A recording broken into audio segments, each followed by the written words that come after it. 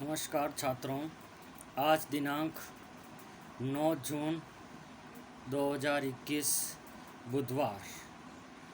पिछली क्लास के अंतर्गत हमने विद्यालय प्रबंधन में शिक्षक की भूमिका के संदर्भ में विस्तार से चर्चा की थी। शिक्षण के क्रम को जारी रखते हुए दोस्तों, आज की इस क्लास के अंतर्गत हम विद्यालय प्रबंधन हेतु शिक्षक के गुणों के संदर्भ में विस्तार से अध्ययन करेंगे। Qualities of teacher for school management, इस टॉपिक के संदर्भ में हम विस्तार से अध्ययन करेंगे। दोस्तों, शिक्षक के गुणों की यदि हम चर्चा करते हैं तो मोटे मोटे तौर पर मुख्य रूप से शिक्षक के गुणों को दो भागों में विभाजित किया गया है, यानी कि शिक्षक के गुणों को दो प्रकारों में विभाजित किया गया है।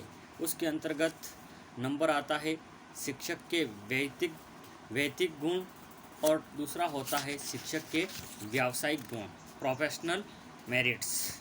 आज की इस क्लास के अंतर्गत हम शिक्षक के वैयक्तिक गुणों के संदर्भ में विस्तार से अध्ययन करेंगे। पर्सनल क्वालिटीज़ ऑफ टीचर, इस बिंदु के ऊपर विस्तार से अध्ययन करेंगे कि व्यक्तिगत एक शिक्षक के अंतर्गत व्यक्तिगत कौन कौन से गुण हो सकते हैं, उसके संदर्भ में हम चर्चा करेंगे। और शिक्षक के एक अच्छे शिक्षक में निम्नलिखित प्रशासनिक एडमिनिस्ट्रेशन एंड वैयक्तिक गुण होने चाहिए, तभी वह विद्यालय के अंतर्गत बालक बालिकाओं एवं समाज के अंतर्गत अपना महत्वपूर्ण भूमिका अदा कर सकता है। इसी क्रम में शिक्षक के वैयक्तिक गुण में उसका प्रथम गुण है उत्तम स्वास्थ्य एवं जीवन शक्ति। शिक्षक का स्वस्थ होना बहुत ही ज़रूरी है, क्योंकि कहा गया है कि स्वस्थ शरीर में ही स्वस्थ मस्तिष्क का निवास होता है। यदि शिक्षक शारीरिक रूप से पूर्ण स्वस्थ है तो निश्चित रूप से उसका मन एवं मस्तिष्क भी स्वस्थ होगा। शिक्षक का ये विशेष गुण है कि उसका स्वास्थ्य उत्तम हो। परीक्षणों के आधार पर यह देखा गया है कि स्वस्थ शरीर का स्वस्थ मस्तिष्क से उच्च प्रकार का सहसंबंध है, कोरिलेशन है।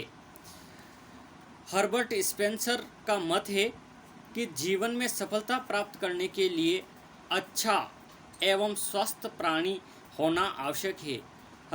प्रसिद्ध मनोवैज्ञानिक हर्बर्ट स्पेंसर का भी ये मानना है कि वही व्यक्ति अपने जीवन के अंदर अच्छी प्रोग्रेस कर सकता है जो कि पूर्ण रूप से स्वस्थ होना है, क्योंकि स्वास्थ्य व्यक्ति का एक महत्वपूर्ण घटक है। यदि शिक्षक बीमार है तो वो भली प्रकार से अध्ययन कार्य नहीं कर सकता, क्योंकि शक्ति एवं स्फूर्ति ही शिक्षक के कार्य में आशावादिता, उत्साह एवं जीवन शक्ति लाती है। शिक्षक का केवल शारीरिक रूप से हष्ट पुष्ट होना ही आवश्यक नहीं है, वरन उसमें चेतनता का होना भी आवश्यक है। आर्थर बी मोलमैन का कथन है कि एक सफल शिक्षक के लिए जीवन शक्ति का होना आवश्यक है।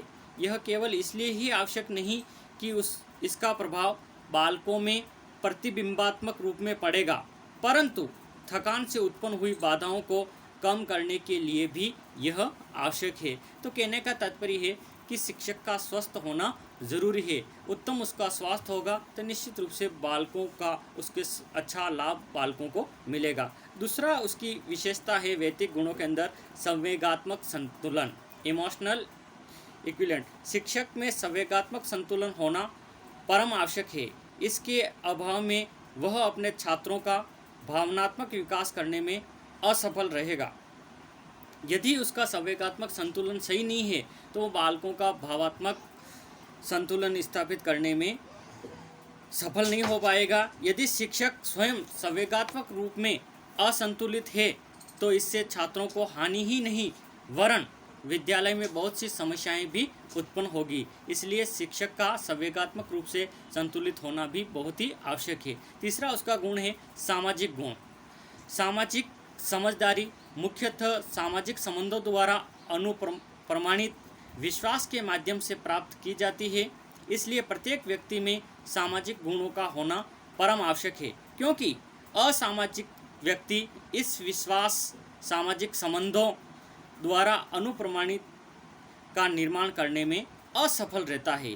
शिक्षक को उन सामाजिक गुणों को अवश्य ग्रहण करना चाहिए जो उसे कक्षा कक्ष तथा समुदाय दोनों में सहायता प्रदान करेंगे। इसमें से कुछ गुणों को वह संपर्क के द्वारा, यानी कि कुछ इनमें से कुछ गुणों को वह सामाजिक संपर्क के द्वारा, कुछ को प्रशिक्षण ट्रेनिंग के द्वारा प्राप्त कर सकता है।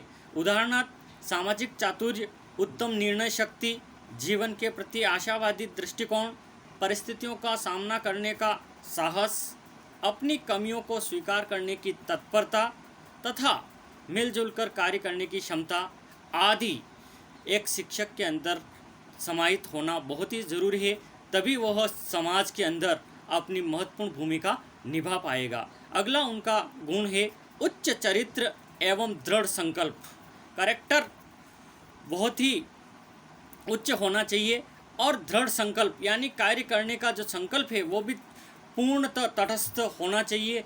दृढ़ संकल्पित व्यक्ति ही अपने जीवन के अंदर बहुत कुछ कर सकता है। इसलिए एक शिक्षक को उच्च चरित्र एवं दृढ़ संकल्प वाला होना चाहिए। एक राष्ट्र निर्माता होने के नाते शिक्षक से अपेक्षा की जाती है कि उसका चरित्र निर्मल हो और उसमें मिशनरियों की भांति अपने कार्य के लिए उत्साह हो। यदि शिक्षक में सच्चरित्रता का अभाव है तो वह छात्रों एवं समाज का उपयुक्त ढंग से पथ प्रदर्शन नहीं कर सकता। अगला उनका गुण है नेतृत्व की क्षमता, लीडरशिप। शिक्षक में नेतृत्व की क्षमता होना भी परम आवश्यक है, परंतु शिक्षक को जिस प्रकार की नेतृत्व क्षमता की आवश्यकता है वह अन्य प्रकार के नेतृत्व से भिन्न है, क्योंकि लीडरशिप भी कई प्रकार की होती है। तो इसमें शिक्षक की जो लीडरशिप है वो अन्य से कुछ हट करके है। शिक्षक का नेतृत्व उसके चरित्र, शक्ति, प्रभावकारिता तथा दूसरों से प्राप्त आदर पर निर्भर है। अर्थात शिक्षक का नेतृत्व उसके व्यक्तित्व पर आधारित है। इस प्रकार का नेतृत्व पथ प्रदर्शन करने, समूह के साथ कार्य करने तथा उसे सहायता देने एवं समूह को शिक्षक के सामान्य ध्येय की प्राप्ति हेतु अग्रसर करने के लिए प्रोत्साहित करने की क्षमता पर निर्भर है। परंतु यहाँ यह ध्यान देने की आवश्यकता है कि अति दृढ़ व्यक्तित्व नेतृत्व के लिए उसी प्रकार की अयोग्यता है जिस प्रकार की निर्बल व्यक्तित्व, यानी कि निर्बल व्यक्तित्व वाला व्यक्ति हम जानते हैं कि समाज के अंदर वो कुछ भी, क्योंकि उसका समय के साथ में प्रतिपल उसके निर्णय के अंदर बदलाव आता रहता है, तो इस प्रकार की विचारधारा वाला व्यक्ति कुछ भी नहीं कर सकता। इसलिए निर्बल व्यक्तित्व वाला व्यक्ति भी कुछ नहीं कर पाता। इसलिए दृढ़ संकल्पित व्यक्ति होना बहुत ही ज़रूरी है। इस तथ्य को बल देते हुए डॉक्टर बेलार्ड ने कहा कि भावी शिक्षक अपने छात्रों पर अपने व्यक्तित्व का प्रभाव डालने से बहुत कम संबंध रखेगा। इसके विपरीत यह अपने छात्रों के व्यक्तित्व को समझने तथा प्रत्येक छात्र में उस दीप शिखा को खोजने का प्रयत्न करेगा जो कि उनके व्यक्तित्व को देदीप्यमान बनाती है तथा उस शक्ति स्रोत को खोजेगा जो उसको प्रेरित करती है। इसलिए नेतृत्व एवं दृढ़ क्षमता होना बहुत ही आवश्यक है। अगला उनका गुण है मित्रता एवं सहानुभूतिपूर्ण व्यवहार।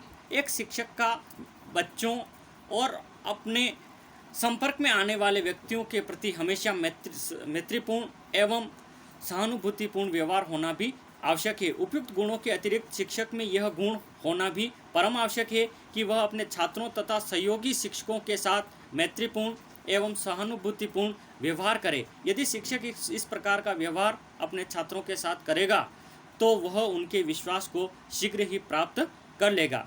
इसके अतिरिक्त वह उनके चरित्र का निर्माण करने में भी समर्थ होगा। शिक्षक को अपने सहयोगियों के साथ भी सहृदयतापूर्ण व्यवहार करना चाहिए, क्योंकि विद्यालय शिक्षण एवं सहयोगी कार्य है।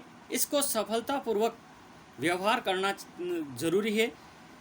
जब समस्त शिक्षक विद्यालय व्यवस्था तथा शिक्षण के संचालन में परस्पर सहयोग के साथ कार्य करेंगे, अतः शिक्षक को सदैव उच्च अधिकारियों, प्रधानाध्यापक, निरीक्षक आदि को मित्र तथा पथ प्रदर्शक के रूप में देखना चाहिए। तो निश्चित रूप से उससे उसको खुद के व्यक्तित्व के विकास में भी लाभ मिलेगा, साथ ही जो उसके संपर्क में व्यक्ति हैं वो भी पूर्ण रूप से उनसे संतुष्ट एवं खुश रहेंगे।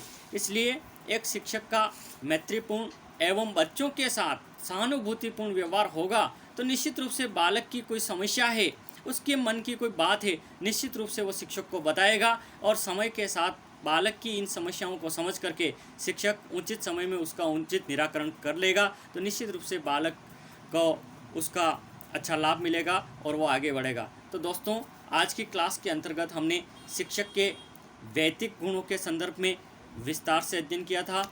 आगे की क्लास के अंतर्गत जब भी हम मिलेंगे तो शिक्षक के गुणों का जो दूसरा प्रकार है, जिसको शिक्षक के व्यावसायिक गुण, प्रोफेशनल क्वालिटीज़ ऑफ टीचर, इस बिंदु के ऊपर अगली क्लास के अंतर्गत हम चर्चा करेंगे। जय हिंद, धन्यवाद।